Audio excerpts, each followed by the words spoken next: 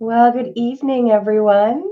I'm so glad that you're coming into the room, and we're just letting a few more folks into the room before we get started.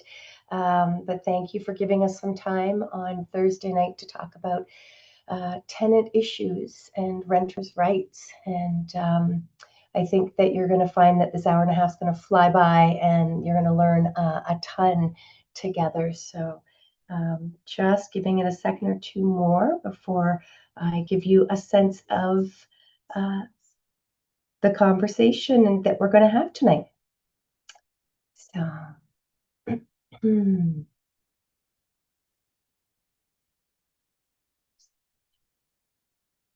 okay, go. Welcome, welcome, everybody. Very glad to see so many wonderful folks on this call. And it is being recorded, so you'll be able to share it later and see it. So we're going to go ahead and get started. And then I know that Marshall, who's part of our team tonight, will be continuing to let people in as we go. Welcome, everybody. My name is Alexa Gilmour. I am the MPP for Parkdale High Park. I have lived on and off in Parkdale High Park my whole life. Started in a rental house on Windermere Avenue, and I am deeply grateful and honored to be one of the voices at Queen's Park that raises itself regularly for tenant rights. Tonight, we're going to take you through a number of pieces from tenant issues to Bill 60 to organizing. And all of this comes from our conversations over the last couple of weeks. We were across the riding in multiple buildings over several nights, hearing from many of you who are on the call night. And we gathered some incredible experts that are top of their field. And we are about to take you through a lot of the answers to the questions that you had for us. But before we go there, I really want to try to start this conversation in a good way. And I want to recognize that the land that we are on, that Parkdale High Park is on, has been the territory of many First Nations for time immemorial, like long before many of our ancestors, long before my ancestors arrived, before the British, beaucoup plus avant que le français est arrivé. Les terres sur lesquelles nous sommes réunis font partie de la territoire traditionnel des Premières Nations de Huron-Wendat, de Petun, de Seneca et plus récemment Mississauga de la Rivière-Credit. Et le territoire fait l'objet de ceinture wampum, fait référence au concept du boule à une seule cuillère entre la Confédération iroquoise et les Ojibwés et les nations alliées, convenant de partager et de préserver pacifiquement les ressources sur toute le parcours de Grand Lac. So as we gather here tonight, and we are thinking about renters' rights, we are also mindful of broken treaties, broken covenants, and the responsibility that we have for truth and reconciliation. Today, we are also in the middle of Black History Month, but also every day. As we live our lives, we are also mindful of the healing and the reparation needed with those who came here involuntarily, particularly those brought to these lands as a result of the transatlantic slave trade and slavery. And in the month of Black History Month, but throughout the year, we pay tribute to those ancestors of African origin and descent. So thank you for coming to this space with your questions, with your commitments to justice. And I want to say a special thank you to our list of speakers tonight. We have Stacy from Acorn, Toronto. We have Pin from the Federation of Metro Toronto Area Tenants Association, FMTA. We have Diana Chan McNally, who is a local organizer, Chiara Padavani from York Southwestern Tenant Union. And we have two reps from two of our tenant associations here in Parkdale High Park, Diana Jardine from the High Park Tenant Associations and Bernadette from 55 Triller. We also want to hear from you. And we're going to leave some time at the end for your questions. So I hope that right from the start, as you are hearing things that our speakers are offering, and you have a question, that you feel free to put those into the chat. Another one of our team members, Marshall, is going to be curating those questions for us, and we'll be sharing them. I do want to just sort of let you know that we may not get to all the questions, and some of the questions, if they're really specific, we're going to ask you just to email those to us instead. So try to keep the questions at the general level that everyone on this call may want to be hearing answers to. But if it's really specific to your situation, you can put it in the chat, but you may want to actually email us. We're very accessible. We'll be putting our information in the chat, or you may want to connect with one of the speakers, and we'll also be able to connect you to those speakers. So do think about those tenant questions. The questions we're looking at tonight are really focused on tenant rights. And with that, I think the housekeeping is done, and it's really my my great pleasure to introduce you to Stacey from Acorn Toronto, and we're going to start this conversation with what to do if you're struggling to get the answers and support you need from your landlord. So this first 5 minutes or so is about help with dealing with your landlord, maintenance issues, safety concerns, rent evictions. If your landlord's not being responsive, what do you do? So Stacey, if you could take us in that direction. Thank you, Alexa, for having us here tonight. Hello, everybody. My name is Stacey. I'm the chair of the Downtown Toronto Acorn chapter, and I'm just going to share a quick screen with you here. We're just going to go through a couple of slides. Let me know if somebody give me a thumbs up that you can see them okay. Awesome. Excellent. So Acorn, what is Acorn? And we're going to go right into that right away. And ACORN is the Association of Community Organizations for Reform Now, the first chapter organized in Toronto's Weston neighborhood in 2004. It's an independent community organization of over 190,000 people, low and moderate income across Canada. It's a grassroots organization that fights for social and economic justice, and is affiliated with Acorn International, which organizes in over 20 countries, including the UK, United States, France, Nigeria, Kenya, India, Palestine, and more. We're here today to discuss organizing and knowing your rights. One thing that we do come across when we try to organize at buildings, we have to refer to these sections under the Residential Tenancies Act to kind of educate the landlord that we have rights. We are allowed to go in and organize the tenants. And under Section 83, the board shall refuse to grant the application of eviction we're satisfied that the reason for the application being brought is that the tenant is a member of the tenants association or is attempting to organize such an association. More so, we use this one, section 233, that a person, aka the landlord, is guilty of an offense if the person, again the landlord, knowingly harasses, hinders, obstructs, or interferes with a tenant in the exercise of participating in a tenants association or attempting to organize a tenants association. We've had many occurrences again where I say we're at a building and the next day, usually it's the superintendent, and they threaten eviction. Some of your, with respect to your rights, we want to decipher between myths and facts. So if I get involved with a tenant association union, my landlord can evict me. As I was just saying, the RTA says actually a landlord cannot evict you or interfere with a tenant trying to organize. Another myth, I can't invite groups like ACORN, FMTA, and No Dem Evictions to come and help out in our meetings. That's actually, you can invite tenant organizers to your home, like any other guest. The landlord can forbid me from holding meetings in the common area or in my unit. You can hold meetings in your unit or common area as long as entrances are not blocked.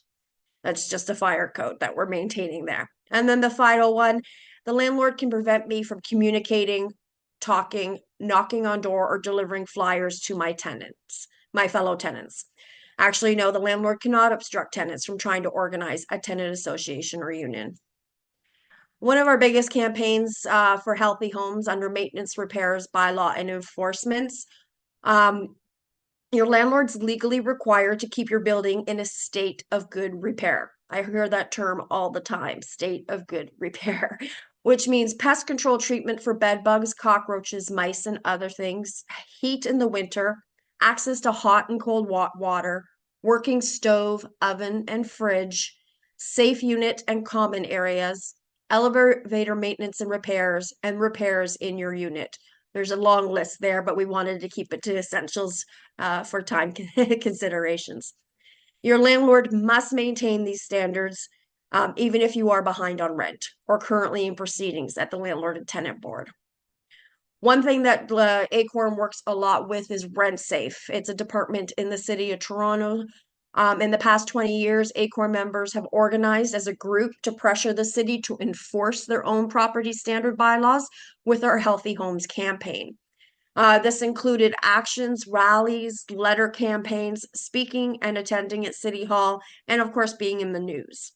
Some of our highlight on demands were city inspections in units, fees and fines on bad landlords. City forces the landlord to do repairs and stricter evaluations. As some of you may know, actually, the building signage is being implemented later this year. We're working with them on the evaluation scores and also making sure that it is a true reflection of the living standards that people's buildings are in.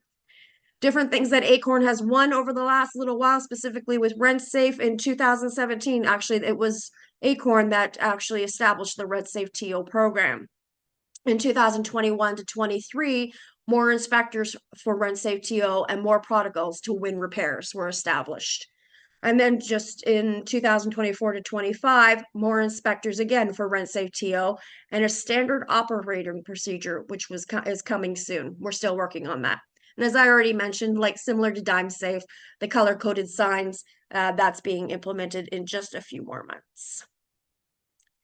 How to win repairs with your landlord and Rent Safe TO. So first you have to submit a maintenance request to your landlord in writing. Take photos, have things in writing. It's more important than a he said, she said sort of thing. After 7 days, call 311 and make a file about your maintenance request if it still hasn't been done. Ask for the Rent Safe TO program, write down the file number they give you, and then the city will be in touch soon. Remember, your landlord cannot ask for extra money to do repairs, and tenants in private, co-ops, and TCHC can still call 311 for help. So there are about 665, rent safe officers for 3,500 buildings. To effectively see repairs, get a group of tenants together so that you can petition, have meetings, send work orders together, organize with us, of course, in Acorn. We regularly have tenant meetings.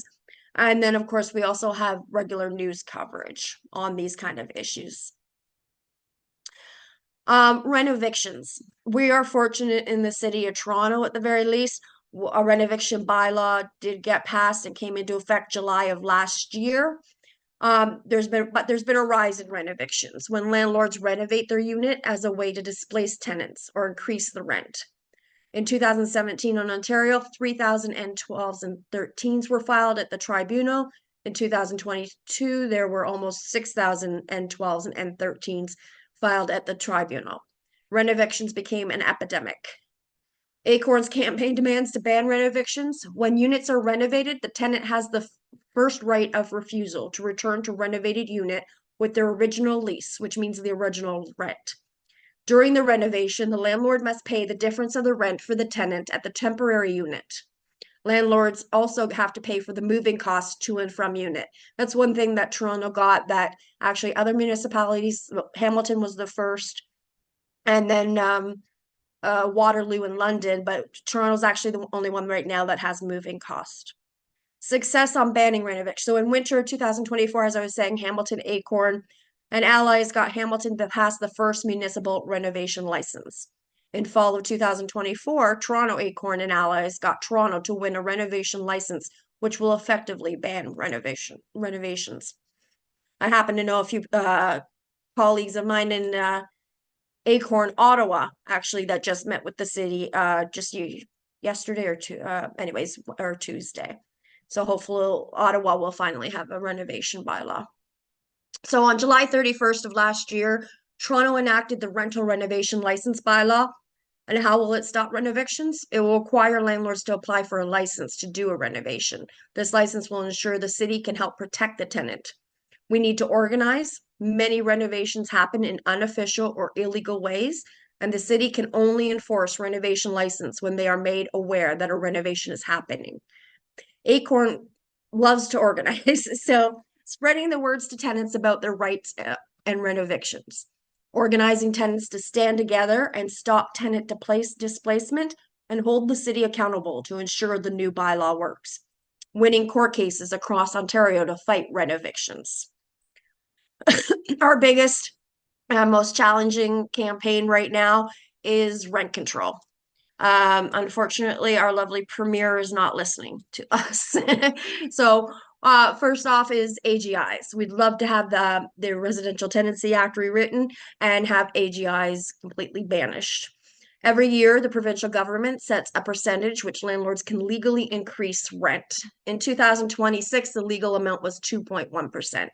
In Mm-hmm. addition to this yearly increase, landlords to apply for the above guideline increase, or better known as AGIs. Landlords are able to apply for to the landlord and tenant board for reasons including major capital work that has been paid for and finished. Balconies and elevators seem to be a big one. And conservation programs that have been paid for and finished, which means low energy lights or low flow toilets, as an example. Safety elements have been paid for and finished, security cameras. Accessibility elements have been paid for and finished, wheelchair ramps, automatic door openers. I found that interesting actually because I did some research for a tenant, and actually there is a federal program that funds these kind of repairs. That's something that we are asking for them, but that's something we're working on. There's been an extraordinary increase in the landlord's property taxes. And then the maximum increase a landlord can ask for is 9% over 3 years. So a maximum 3% increase over and above the recommended annual increase for 3 years total in a row. Thank you, Stacy. Yeah, Yeah. thank you. So And we're gonna turn to Pin actually, if we can, to do the fighting AGIs yes, with the Federation. So thank you so much. If I can invite Pin from the Federation of Metro Tenants Association to turn your screen on and to unmute yourself.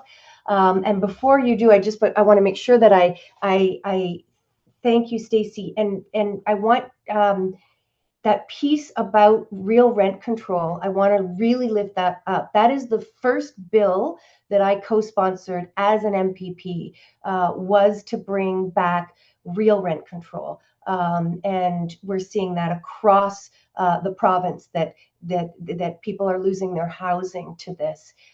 So thank you to Stacy and all the organizers on this call who are fighting that. And while the provincial government, the Conservatives, are not doing anything about it, we in the NDP are fully aware of it and are constantly standing alongside tenants on this piece.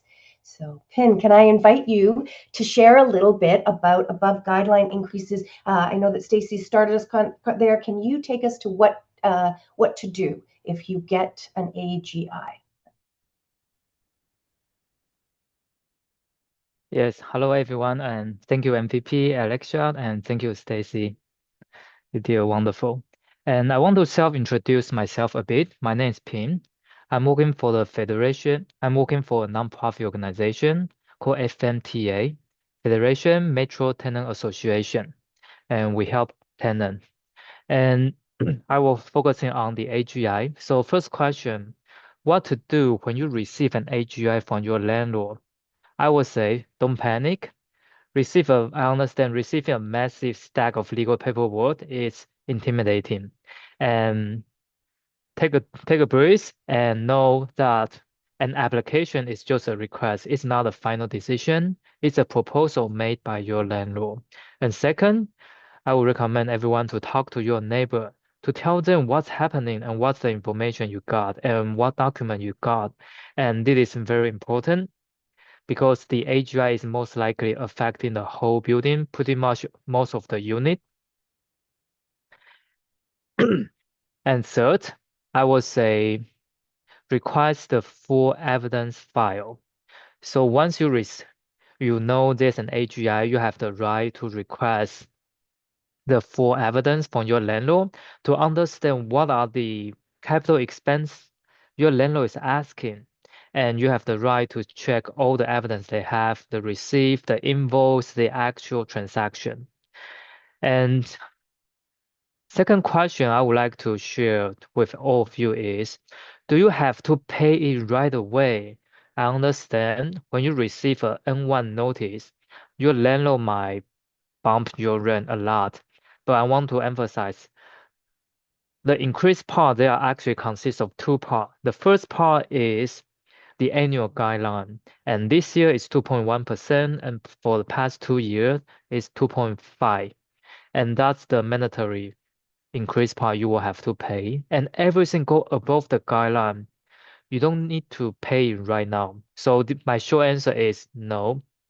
You are only legally required to pay your current rent plus the provincial guideline, which is 2.1% this year. Everything above that, you can wait until the landlord tenant board issue a final order. And one important catch is if at the end of the day, there will be a landlord tenant board hearing and there will be a final order, and it's possible the landlord tenant board will issue an order and all those different your landlord's AGI might not approve. So the landlord tenant board can order you to retroactively pay back the difference. So it's very important if you choose to only pay within the guideline, then every extra amount, I would suggest you put it in your saving account. And the third question I would like to share is, how can you fight it at the landlord tenant board? I try to keep it short. The first thing I will say is to show up to the hearing. I understand the hearing is always happen from Monday to Friday. It's possible you need to work, but it's very important to show up. If you don't show up, if you don't speak for yourself, it's very possible they will make a decision without you, without your consent. So I would say show up is very important. And the first hearing you will have is called CMH, Case Management Hearing, and it's not a formal hearing. It's a you will have a chance to negotiate with your landlord, and it's very important to show up. And second step is, I would say, trying to scrutinize the receipt. The landlord frequently try to pass off standard routine maintenance. So those cosmetic expenses cannot be passed on you as an age from the AGI. It need to be a major capital expenditure. Routine maintenance doesn't qualify for an AGI. And third, I would say watch out for inflated labor. So sometimes your landlord will charge you a really high rate for their own labor. And sometimes those construction costs just inflated. So I would suggest you take a second look and if possible, try to find an expert witness who understand those material, understand those construction costs to get a second opinion from them. And last, I would say demand proof of payment. An invoice is not enough. An estimate and quote is not enough. You have the right to ask him to see the actual transaction. And I move on to the next question. What are your rights as a tenant? First, you have the right to full disclosure. You have the right to check your landlord's evidence. When your landlord make this proposal to the landlord tenant board, you also have the right to see what they are asking, and it's their burden to prove what they are claiming is correct. They really spend 200,000 on a roof, 100,000 on a boiler, for example. And second, you have the right to challenge. Again, I think this is very important. It's very important for tenant to show up in a hearing, to speak up for yourself. That is your right. And without showing up, it's very possible. I have seen some building, there's only 1 or 2 tenants show up, and when majority of the tenant didn't show up at all, and the result, most of people, they just doesn't like it. I really recommend everyone show up to the hearing. And third, you have the right to organize. So under the Residential Tenancy Act, the tenant has the right to organize. Your landlord cannot retaliate you or try to evict you because you try to organize. This is your legal right, and you are being protected. If your landlord harass you or retaliate you because you try to organize, you can always try to reach out to FMTA and of course Acorn. And I have some other useful information regarding AGI I want to share. And first is, so the first hearing you will usually have is the case management hearing. I think that's a very important hearing. So negotiation is possible. Thank If you. when a landlord see a group of tenants organized together, look carefully about their evidence and know what to say and how to challenge. It's most likely a tenant can get a better deal. Okay, and that's the end. So a bit about FMTA. If you have any tenancy issue, we have tenant hotline. Please give us a call and we will provide legal information. And we also help tenant to do organizing. If you are facing above ground rent increase, if you are facing demolition, renovation, and yes, that's about. And feel free to ask us more questions at the end. Thank you. Thank you. Thank you, Pin. And thank you for reminding folks that they can put their questions in the chat. I'm also seeing that some of our experts are already answering those questions. So this is just an invitation for our audience to take a look at the chat as we're going. Some of those answers are being found there. But please keep asking, and we will have a chance to read out some of those questions towards the end. Pin, thank you for taking us through AGIs. That is a big thing that we heard throughout our lobby meetings. People that had them, people that were worried about them, and the real fears that how can we possibly plan our lives when these above guideline increases go up much faster and higher than our actual income goes up. So it's again something that at the legislative side we're looking to fight and to ensure that tenants have affordable rent. One of the other things that we fought really hard last fall at the legislature was against Bill 60. As many of you know, and were saying to me, Bill 60 looks like it's a really bad deal for tenants, and it is.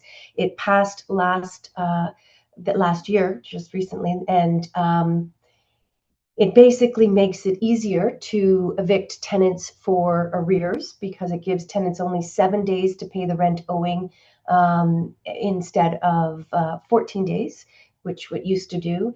It also makes the tenants lose the right to raise their own health and safety issues at their arrears hearing unless they've met this very strict advance notice requirement, and they pay 50% of the rent that is allegedly owed up front. And that is, hugely problematic for multiple reasons, because we haven't actually decided what the right outcome is, and yet we have tenants pay. But in some cases, we've heard stories where the tenants actually were owed money, but because the landlord said they were owed, the tenant would have had to pay that up front. So it's a hugely problematic piece of the bill.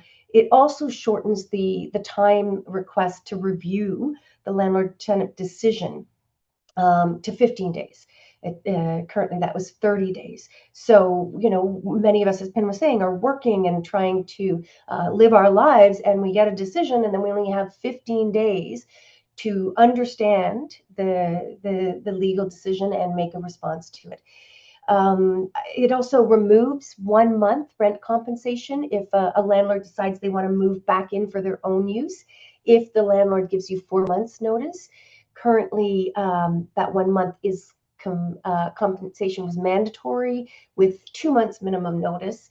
And then I think the last thing I'd say about Bill 60 is it opens the door for an online database of the LTB decisions, which effectively could act like a blacklist for tenants and make their personal information publicly accessible. So for all of these reasons, the NDP has strongly been opposing Bill 60.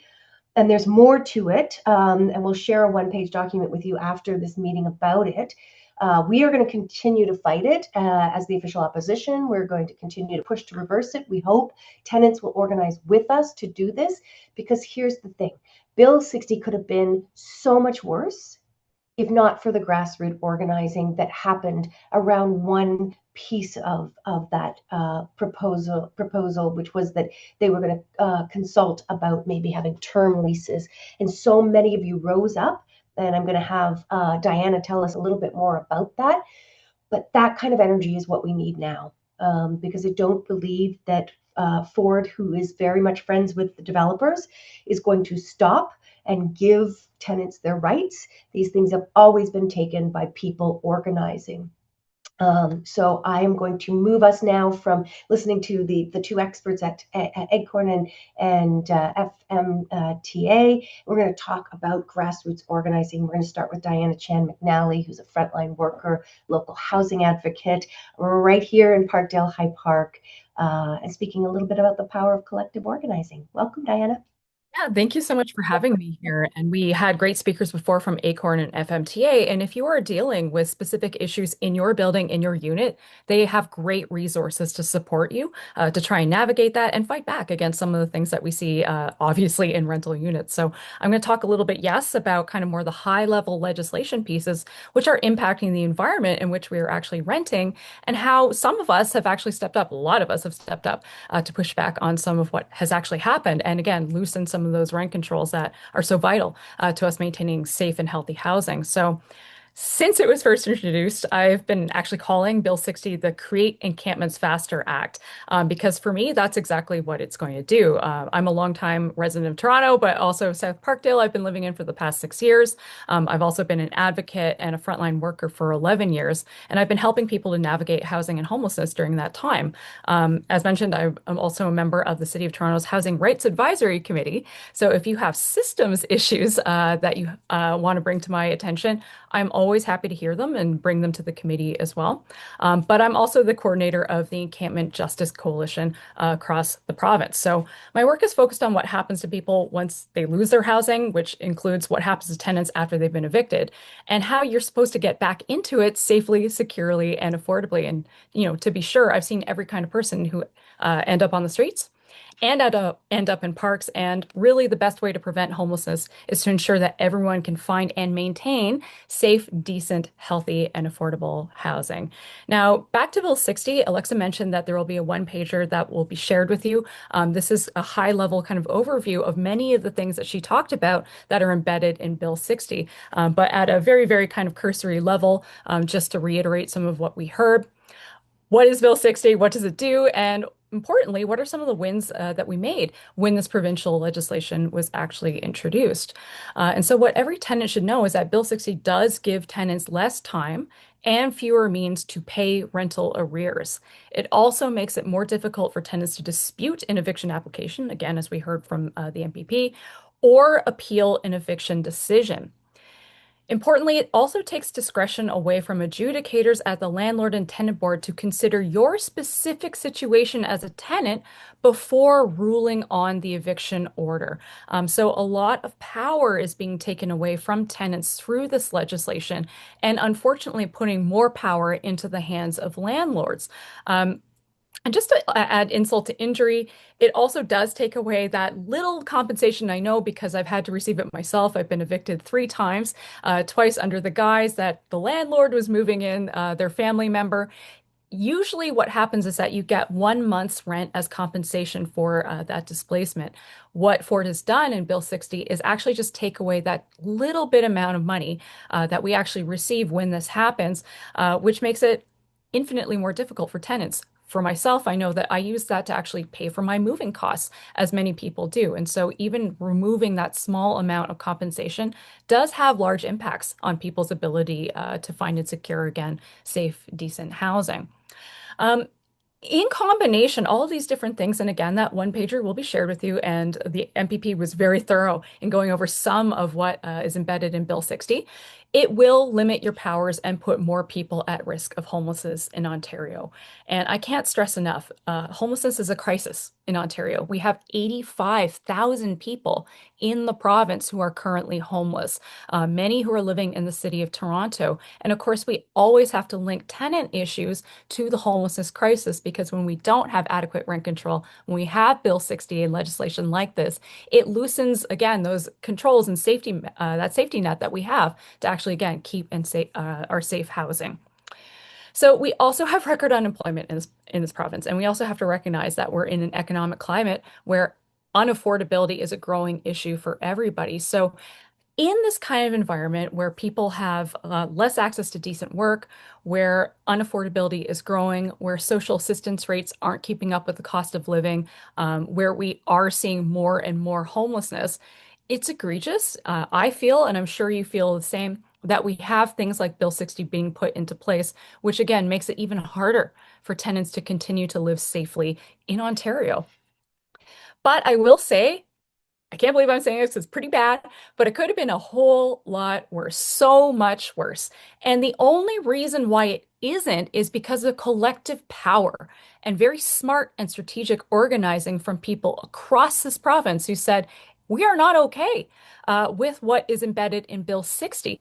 And a lot of the people who worked on this are actually some of my fellow speakers tonight. So I'm very, very proud to be speaking with them because they made a lot of the wins that helped to protect all of us in our rental housing.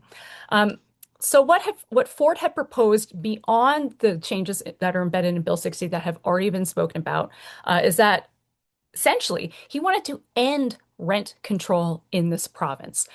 You can imagine the impacts of that would be incomprehensible.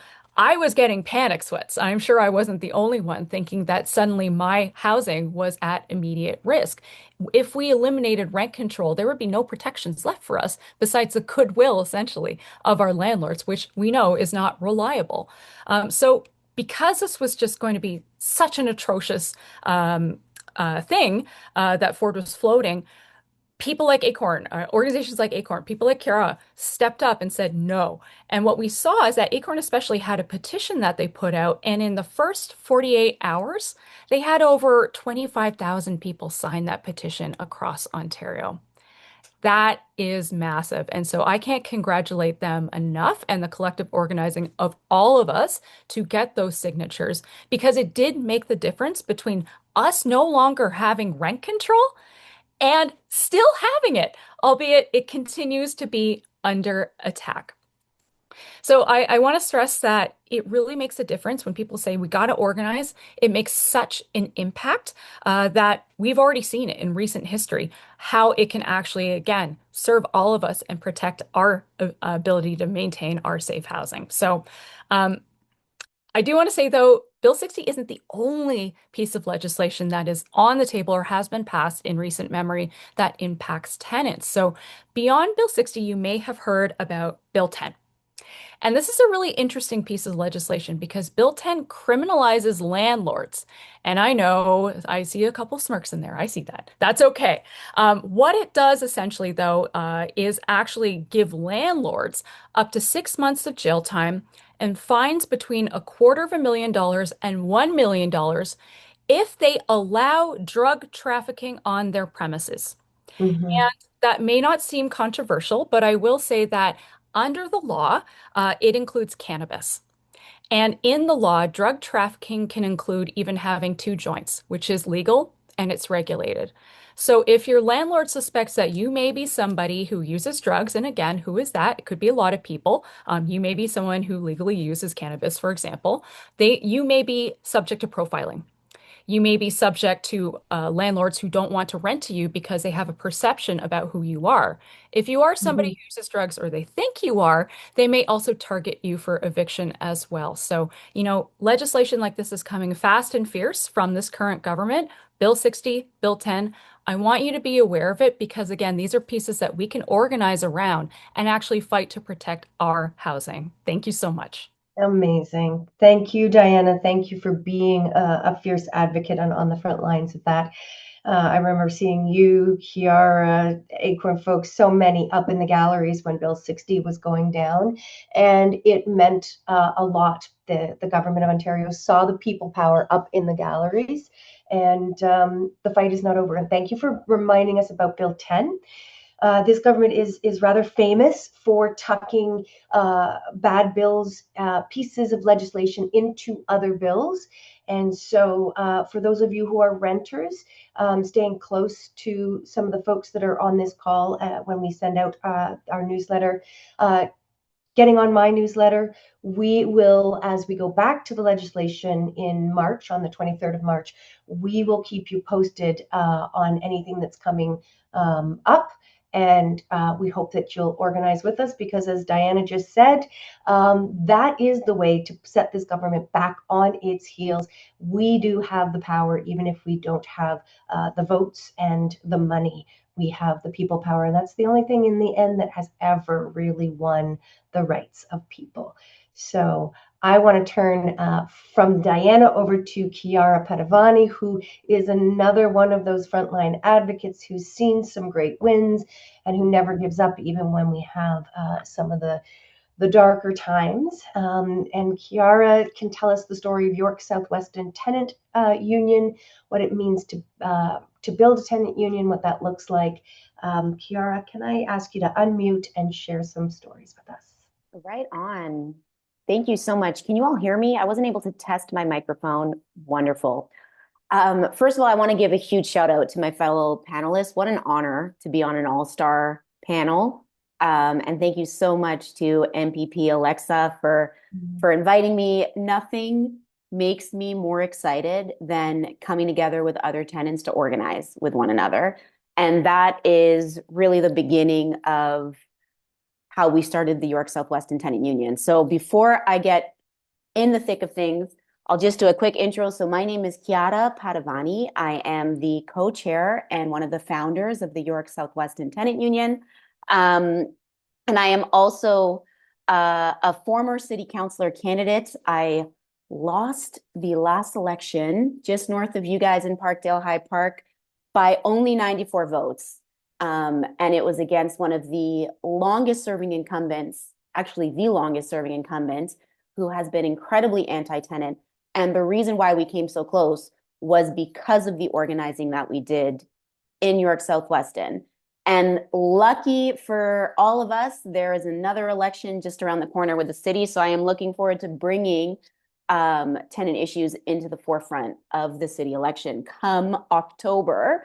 But what I want to talk about with everyone here today is what we can win through organizing, even when the laws are stacked against us.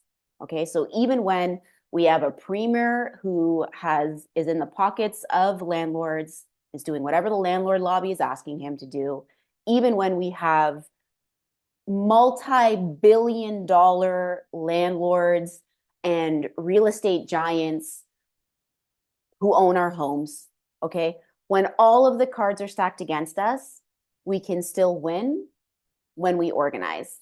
And in my organizing work, I fall back always on three main principles. The first one is you're not alone.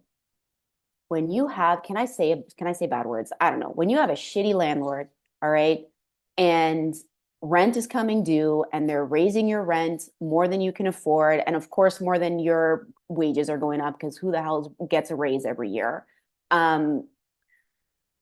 It can feel really isolating. It can feel really like you've got the weight of the world on your shoulders, and on top of your rent going up, the elevator's not working. You've got mold in your kid's bedroom that's giving them asthma, and like the things just go on and on and on and on and on.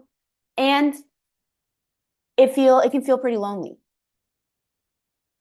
Unfortunately and fortunately, the issues that you are experiencing and those challenges that you're experiencing as a renter, your neighbor right next door are experiencing the same things. Your neighbor down the hall is experiencing the same thing. Your neighbor down the street in the neighborhood next to you, we are all experiencing the same thing because of the housing crisis that we're in. Now, what does that mean? It means if you're not alone, okay, so you're not alone in those challenges that are feeling and weighing you down and really, really, really working against you, but you're not alone.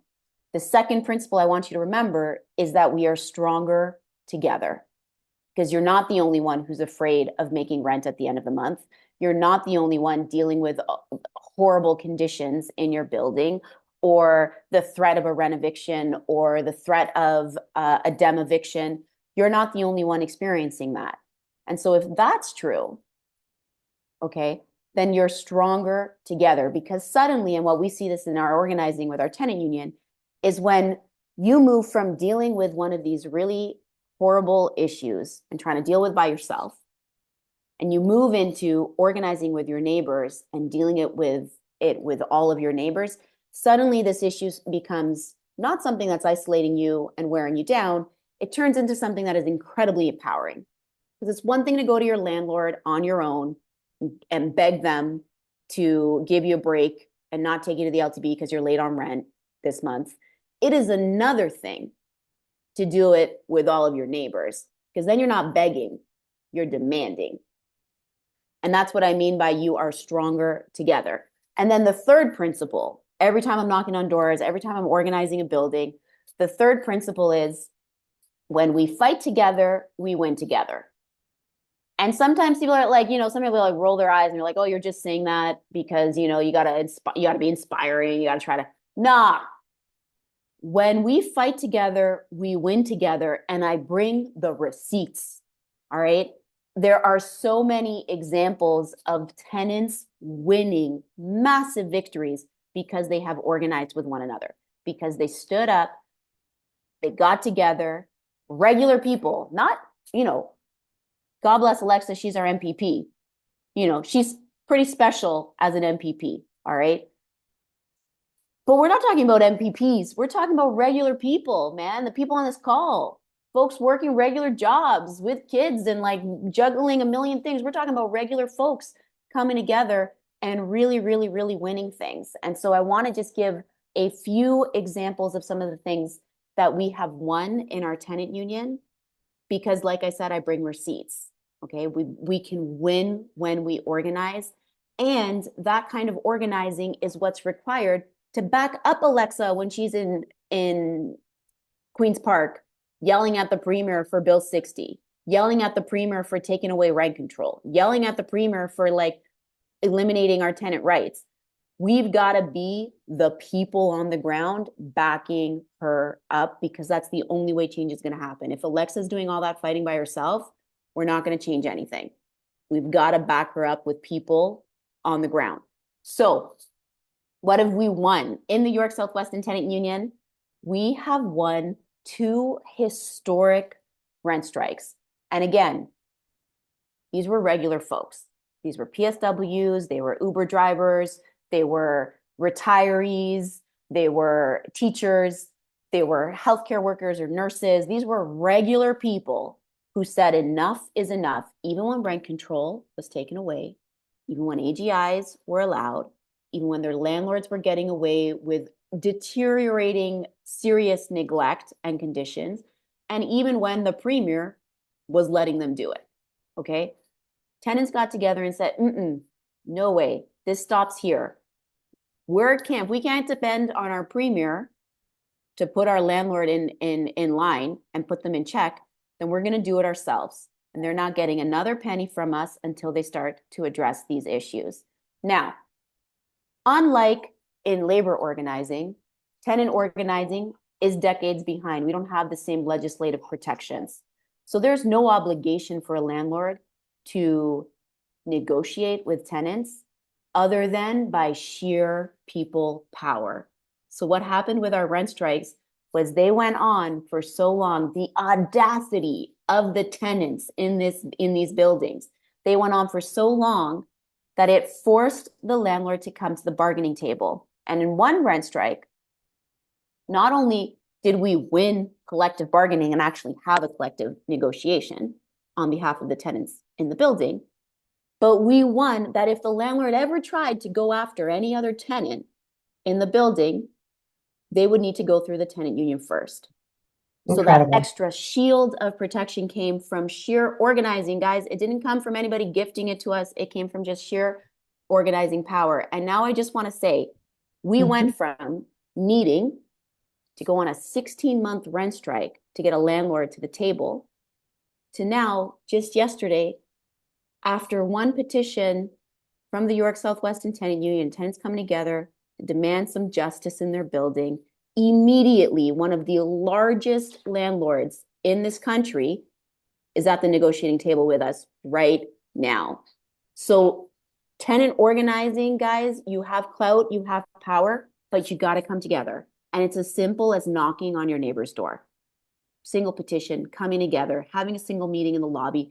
This doesn't need to be rocket science. You don't need to be a pro. You don't need to be an expert. Just got to be a regular person who believes that coming together, you're going to be stronger with your neighbors. That's the basis. I make it sound simple, but if you ever need any support organizing your building against an above guideline rent increase, against conditions, against rent evictions, whatever it is, please feel free to reach out to us at the York Southwestern Tenant Union. I'm going to add our contact information at the bottom.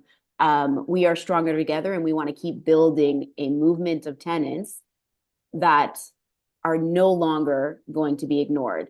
And that Doug, he's never going to get away with taking away rent control. He's never going to get away with making it easier to evict us because we're fighting back. That's amazing. Thank you, Kirara. Really glad to have you on this call. Really glad to have your stories. I know that when we were doing lobby meetings, 77 Spencer's folks, they're on this call. They were really happy to have the connection. And I think that's a big piece of this, right? Is that people feel isolated and alone. They feel alone as a tenant, and then they feel maybe alone as a small tenant association. So if you take nothing away from this call but this, what Kiara was saying, you are not alone. Our office is happy to do a lobby meeting to bring in some of these folks to that meeting. Everyone on this call is willing to share their wisdom. You don't have to reinvent wheels. And yes, we are 100% stronger together. I'm happy to stand in my seat and raise my voice. And with all of you together, that's how we do make the change. So we're going to actually have really quick stories. These are kind of 2-minute little stories about some of the great changes right here in Parkdale High Park. And so I am thrilled. These are just a couple of the examples. We've got lots of folks. But the first one I'm going to turn to is Diana Jardine from the High Park Tenant Association. And she's got a couple minutes to share a success story that will help you with your own learning and sharing. Diana. Hi, I'm Diana Jardine from the High Park Tenants Association, and I'm the vice president of the association. Before I kind of go on, Alex Venuto, who's the president, would have loved to have been here tonight, but he was double booked. And my community, we represent the high-rise rental buildings north of High Park. And there are in total 10 buildings that we represent, and almost over 5,000 people live in those buildings. So it's a substantial number of people. There are also 3 major landlords: Great West Life, Realty Advisors, Minto, and DMI. Now we have we've become quite a well-organized community, and we've used the AGI process as one way, and another is we've used a community development project with our seniors to organize our senior communities, and it's made a significant difference. So we have quite a bit of expertise in the AGI area. We've developed the AGI calculator, and we've used that very successfully to fight increases by the landlord. And in fact, it's around $11 million that we've saved tenants in our communities since 2008, which is substantial. But we're also using the AGI calculator as a way of bringing tenants together. And so, for example, in the DMI building, which is 299 Glen Lake, we formed a tenant committee of 30 people to prepare all the evidence, all the backdrop for their AGI that had come from their landlord. And out of that, well, we don't have a decision yet, but the building has become, we've created leaders in that community, and they are moving, they are connecting with their neighbors, they are sharing information. So it's in a building where you couldn't even get a meeting with the landlord. We now have monthly meetings with the landlord. So that's quite significant. And in each of the other buildings with the landlord, we meet with them monthly or quarterly. And again, it's an opportunity to raise many, many issues. So that's the AGI process. That's been really, really helpful. Our seniors work, I'll just be quick about that. But we have a group now of about over 90 seniors who meet on a regular basis. Alexa knows, she came to one of our meetings, and it's grown hugely. Some of these seniors have lived in our community since these buildings were built. So there's significant need here. And the seniors meet a couple of times a week to go for walks in High Park.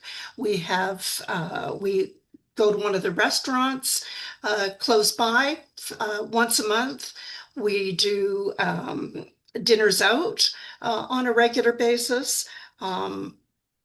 It's been extremely successful, and the seniors are engaged. They were protesting Bill 60, and they were involved, and they're so they have more time than people who have to work, continue to work. So they're right in there, and putting that seniors group together, I think, was very, very effective. So in addition to the other things that we have as HPTA, which is the density and the organization, we think we can be quite effective in putting the needs of our tenants to the landlords. Thank you, Diana. And I have seen that, you're right, firsthand. The group of you, many who didn't know each other before, who are now breaking through the social isolation, who are breaking through those feelings of aloneness against the big corporate landlord. When we did the lobby meetings, the High Park Tenant Association buildings were among the largest attended groups that we had. So it was really remarkable to see all of that. Thank you. We are going to move to our very last speaker for the night before we turn over to some of the questions. We have some questions that came in via email when you signed up, and we've got some questions in the chat. If you got a question, now's your moment to start thinking about crafting it and putting it in the chat, and we will pull it over into our main conversation. So our final speaker for tonight is another success story, very recent, like only in the last month or so, and only a tenant association that just got organized a few months on the fly. So I want to invite Bernadette from 55 Triller in Parkdale to talk to us for a couple minutes here on your story of fighting the AGI. Bernadette, if you'll unmute and share your story. Thank you, Alexa. Hello, everyone. It's great to see you all here. And again, thank you, Alexa and her team for organizing this event. My name is Bernadette Villarasa, and together with my friends Beth and Peter, we created the 55 Triller Tenants Committee a few months ago to stand up to Metcalf management. Late last year, just before the holidays, the majority of tenants of 55 Triller were served notice by the LTB to attend a virtual case management hearing on December 8th. So that's about 70% of the tenants were served by the landlord. So that's about 192 households out of 261 households. I was told by some veteran organizers we couldn't possibly organize in time for the hearing, barely a month away. We created our little working group and started researching and reaching out. We did resurrected a moribund email thread to communicate with tenants, 3 times flyers delivered to every apartment in the building, organized a lobby.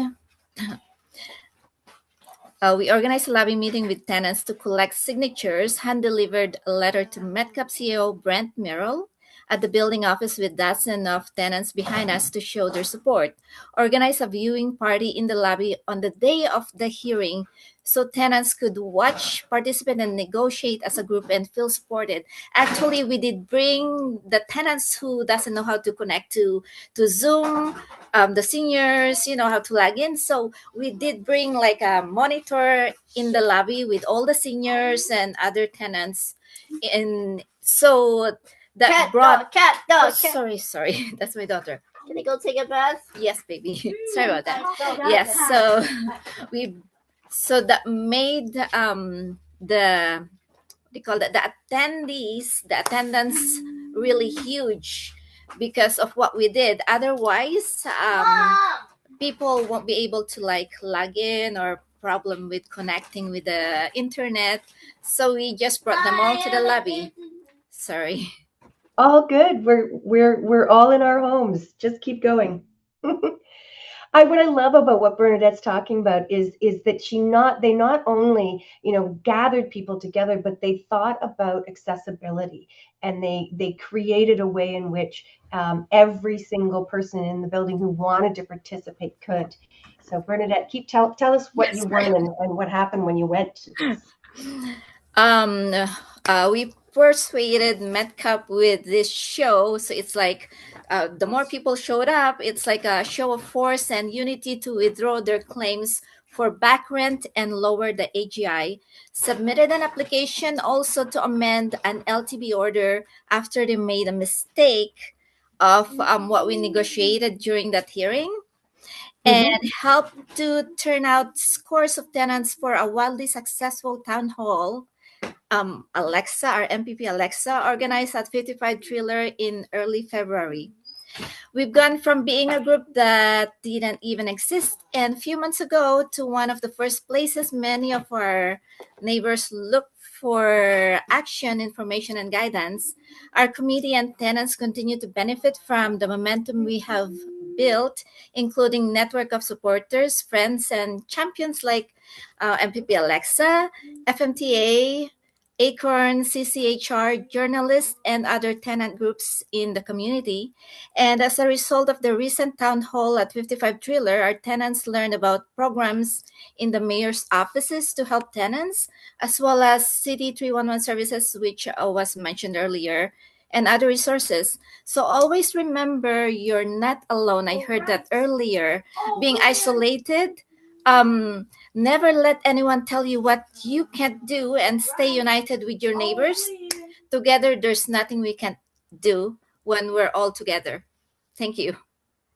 Thank you, Bernadette. What a great way to end the formal part of our evening tonight in terms of speakers.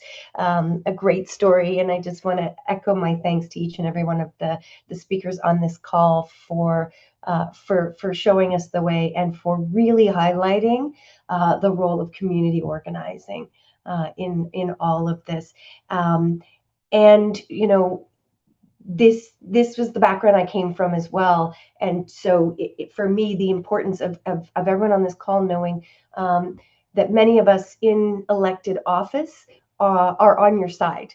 And so, and are ready to help support the community as they organize. And I've discovered that being at Queen's Park, with a room full of NDP official opposition folks who are all aware of the power that we the people have, and that this is our province, and we can get a fair deal for renters, for tenants. I do think that in the coming months and even the last few years of this government's term, we're going to see some more very difficult bills coming that will affect affordability, not just renters' rights, but your ability to live and thrive. We've got a big education bill coming that is highly problematic and might erode a level of democracy, the trustees level. We know that they're looking at further privatizing the hospitals, possibly privatizing the schools. And so I hope that this piece here can translate, as you guys are building those lobby meetings, to what else can we win together, right? To use that power of people coming together to ensure that this province is not a province where only a few make it and the rest of us are struggling. We're very much at risk of having an oligarchy where we have a government for the rich, by the rich, and we want to fight that really, really hard. I think Diana mentioned 85,000 people homeless right now. That is 50% increase in Toronto in the last few years, 25% increase across the province. And if we continue down this path, the Association of Municipalities of Ontario, that's the city councillors and mayors, they predict that there will be over 300,000 people homeless in the next less than 10 years. So that's the fight that we've got, not just for ourselves and our immediate neighbors, but across this province. But it is winnable, and it has always been won by people on the ground. So thank you so much for joining us in this call. And I'm going to turn over to these questions that we have for our panelists. So please feel free to continue adding it. Please look at the chat because they've answered a bunch of the questions in the chat. If the chat is hard for you to access or anything like that, give our office a call tomorrow and we can answer things that you weren't able to find if technology is at all challenging for you. One of the questions we got here was, our corporate landlord is pressuring us to top up last month's rent due to an AGI, but we've been informed by Parkdale Legal and York South-Weston that we're not obligated to pay the amount. Some of us are really anxious about the possibility of negative repercussions, such as evictions, if the payment is not made. And so what advice do you have? Now, I know that we touched on this in Stacey's speech. I don't know if you want to go a little deeper, if others, on this call want to reassure our folks. What advice do you have when you feel that feeling of fear, even though you now know your rights? How do you sort of insulate yourself from that fear? I mean, I think the message that we've said consistently is organize. You have more power with more than one person speaking to the landlord or approaching them to address issues that need to be addressed. It's if we're together one-on-one, the landlord will intimidate. We know this. So as a group, it's important that you get together and you come together with the common issues. It can be also your individual and other people are, but if it's maintenance issues or other issues overall that need to be addressed, come together as a group. The landlord will have no other option but to listen at least. And then we go forward with, we also have different tools in it and that to ensure that the landlord complies. I can't speak today. Thank you so much, Stacey. Does anyone else want to jump? Oh, Pin, yeah, thank you for raising your hand, Pin. Yes, hi. Regarding the rent arrear, so no matter what's the reason, it might be short of rent, it might be the AGI. It's very possible it's a common strategy for the landlord to threaten the tenant with eviction because of rent arrear. And when they also do the math, and sometimes their math is wrong. And generally speaking, tenant, you have two options. So first will be, I I want to say the landlord cannot just evict you without any valid ground. Even if you owe rent, you always have the opportunity to show up in the rent arrear hearing to explain what's happening, what's wrong with the math. You always have a chance to tell what's happening, and you will have a chance to pay off.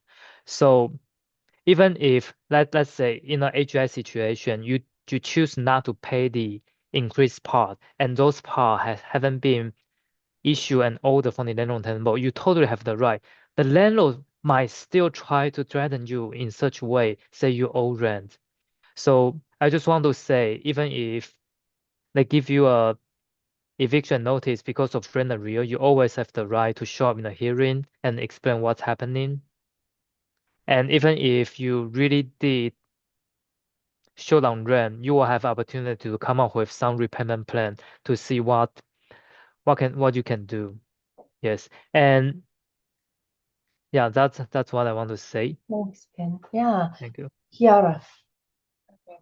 I want to give just a really quick example because in one of our buildings, they like to back chart. They like to say, oh, we've done an AGI, and before it's approved, they want to get people to pay the rent, right? They want to get people to pay the increase even though their lawful rent is lower. So we had that happen in one of our buildings, and instead of, again, it's scary to be like, no, you're not going to do that on your own. So what did we do together, all together? So everybody who was getting those notices, you owe us, $25 on your rent because you haven't paid this, and they were getting notices of arrears. We had everyone in the building at the same time put a poster on their door. This was very simple. Everyone did it at the same time, 5:00 on Friday. We're putting these posters, tape it on your front door. Okay, it was very simple. The poster said, I'm fighting for fair rent. Will you join me? With the information of the tenant union. Everyone did it. Everyone put it up on their doors at 5:00. The next day, on a Saturday, when the office does not work, they were scrambling to give apology letters to everyone who they had issued N4s to. And everybody got an apology letter from the landlord saying, we're sorry. We are not actually, those N4s were sent in error. That was illegal. Sorry, we won't do it again. But it was because tenants were not afraid, but they acted together. So those things have to go hand in hand. I'm not going to say be brave, be like a lone soldier, go and do it. No, I'm not going to tell you to do that. I'm going to tell you, do it with your neighbors all at the same time. And you will be surprised how scared the landlords become of you when you unite. Thank you, Kiara. I've got a question here that says, is case management part of the LTB process? And if you don't organize, do you just go straight to the hearing, re the AGI? And also, if AGI is retroactive, is that the back date to date AGI? Is the back date the date the AGI was filed? Yes, I will respond to this question. So by default, the first hearing notice you receive is always a case management hearing, and even if you did not organize. In a not organized situation, you will be just one tenant show up, or maybe no one show up. And in such a situation, the mediator usually tend to force in the tenant to settle on behalf of everyone. And that's a scary situation. So I would really encourage everyone to show up in the case management hearing, and you always have the right to say, I do not agree to this settlement. I would like to request for the Mary hearing. And regarding when the AGI will retroactively for the payment, it will depend on when you receive your N1 notice. And that N1 notice, the N1 notice is a rent increase notice. There will be a date when your rent will be start to increase, and that will be the date. Every tenant will be different because the landlord is only to allow to raise your rent every 12 months. So some might be receiving the N1 on July, some might be April. Everyone will be different. Thank you, Pin. Appreciate that. So I have a question again that was mailed to us in the RSVPs, and it says, I think it's including to me, what kind of pressure can we, and then brackets says, you included, exert on the Ontario government to address the housing issues and how it contributes to the affordability problems. This is a great question. I think we've been touching on it. I think how I might answer it, and then I'll hand it over to some folks, is some of the things I've learned being a new MPP, some of the behind the scenes kind of stuff. One of it is we do pay attention to how many emails we get, to how many petitions we get, to how many phone calls we get, to how many people come and actually take a day off work to show up in the gallery. And that's not just me, that is the government side too, and maybe even more so. So we know if this is affecting a lot of our residents or a few of our residents based on how many people are writing to us. So one of the things that you can do when you're organizing is make sure you reach out to your MPP, even if that's me and you know, oh, Alexa is totally supportive. When you write me, I can go to the house and say, my phone blew up. We need to do something about this, right?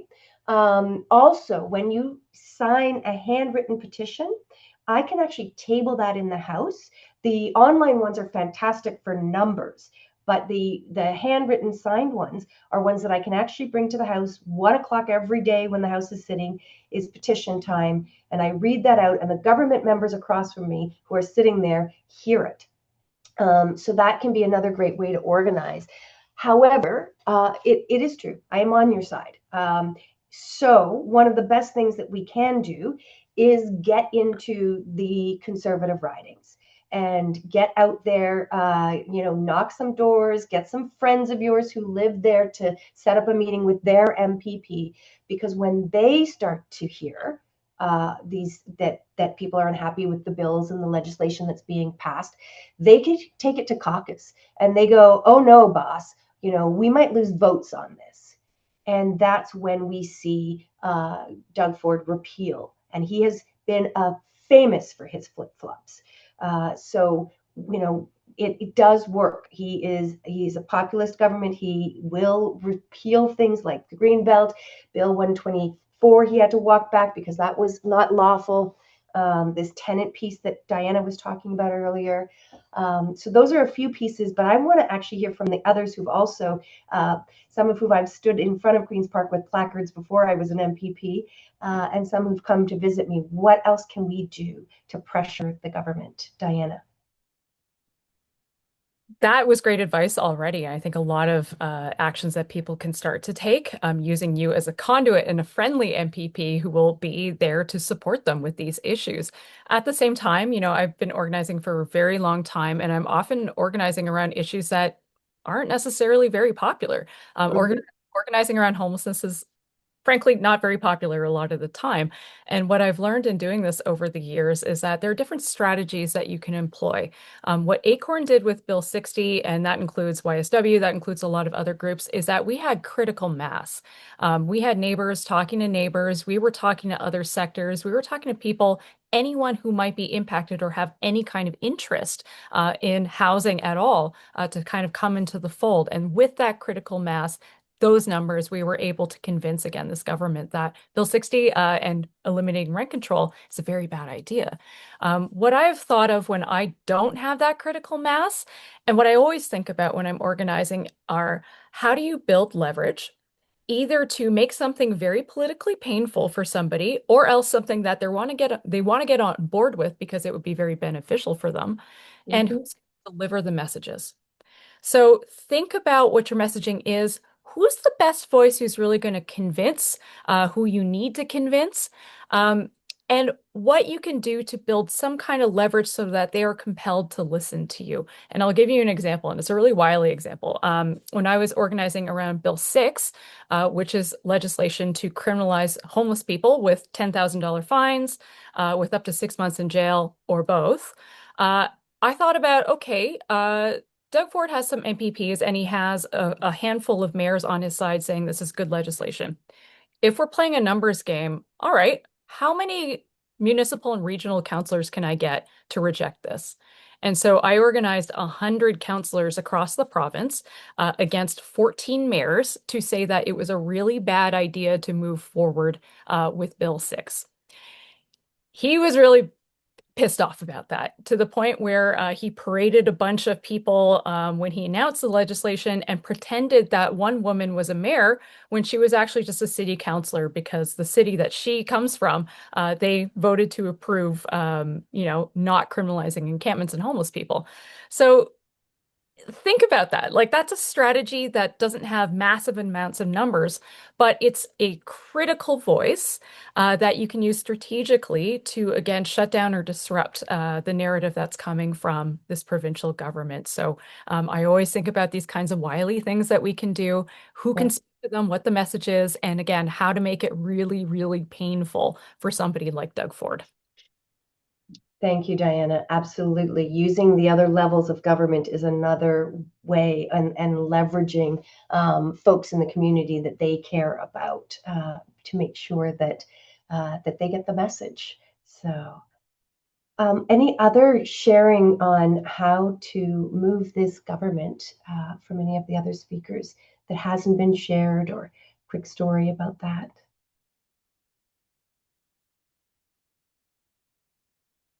Okay. Um, Media. Peter says media. Yes. None of us like to be embarrassed in the media, uh, and certainly not public leaders. So using media appropriately, for sure, is a great way. Telling stories, right? and um, and we really are changed in relationship, right? People to people. It's also the long game at this point. Um, you know that those kitchen table conversations, the people who are renters, but also people who are homeowners. We have to get everybody on side on making sure that we have enough housing. I saw in the chat somebody was talking about co-ops, right? We haven't built affordable housing as government in well over 30 years. And it is high time that we get back in the business of not only rent control, which we absolutely need on the buildings that we have, but on actually building new, deeply affordable and supportive housing. If you want to check out the Homes Ontario plan that the NDP has, comment on it, make suggestions about it, and help us make sure it's a reality, please do, and help us organize on that. But right now, we are not building enough homes. This government is actually going backwards in housing starts. We were down 22% in our housing starts, and what is being built is high level stuff that makes developers rich, and not the middle and low income housing that we desperately need. But it didn't used to be that way, right? After World War II, we were building hundreds of thousands of homes, and that was the government that did it. And we can do that again too. So there's so many spaces once we get into this that we can organize to make sure that that our folks are housed. And Parkdale High Park is a great example of that. We have the Parkdale Land Trust, we have co-ops, we have other community organizing, we have park, some really great models that that we can turn to and share with the rest of the province. And I'm kind of proud of that fact. So I think we have come through most of the questions. Either they've been answered in the chat or they've been answered by us online. So I want to turn to our speakers. This is not a share or die moment, but if you have something left that you feel, you want to share, I invite you to unmute and or raise your hand. Any parting thoughts that have come as we've gone through this night together? I'd be very happy to give the last word to a few of you. I'll just repeat, because if there's one thing you take away from my remarks, I hope it is you are stronger together. You're not alone. And when we fight together, we win together.